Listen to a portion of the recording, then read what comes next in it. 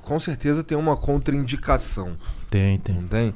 Quais são que acho que vocês já identificaram?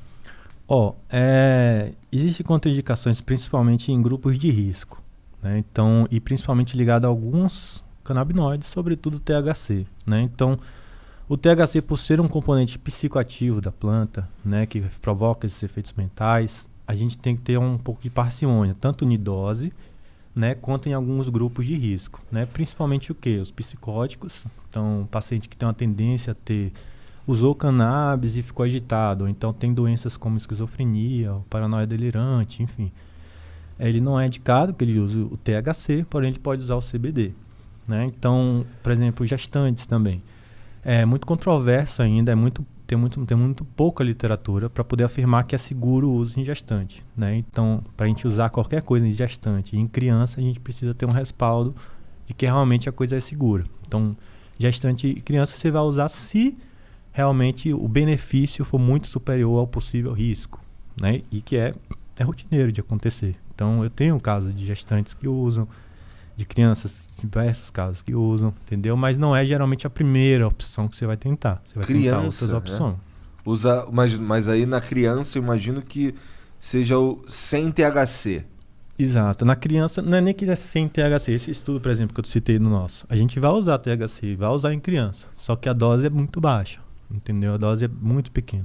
Aliás, esse lance da dose é muito importante, né? Porque a ideia de dar cannabis de forma médica não é de forma nenhuma deixar o paciente chapado. É muito longe disso, né? Na verdade, se você está tendo efeitos mentais, né, parecidos com o uso recreativo, é porque a dose provavelmente está errada. A gente tem que reduzir a dose. Então, a dose, ela é, na verdade, a menor dose eficaz possível, né? Então você vai tentar trabalhar sempre com a dose que esteja funcionando, mas que não provoque nenhum tipo de efeito colateral.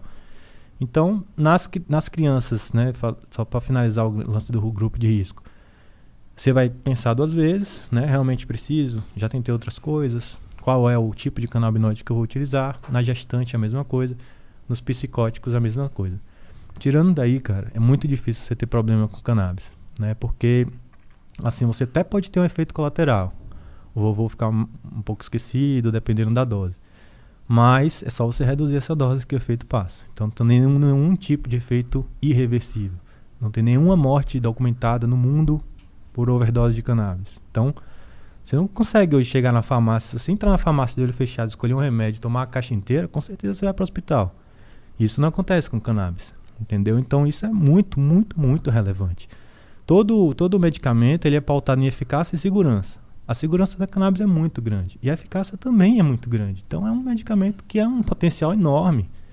Não é para uma doença, a gente está falando de quase que uma farmácia viva, né? Por causa justamente dessas diversas substâncias que estão lá dentro.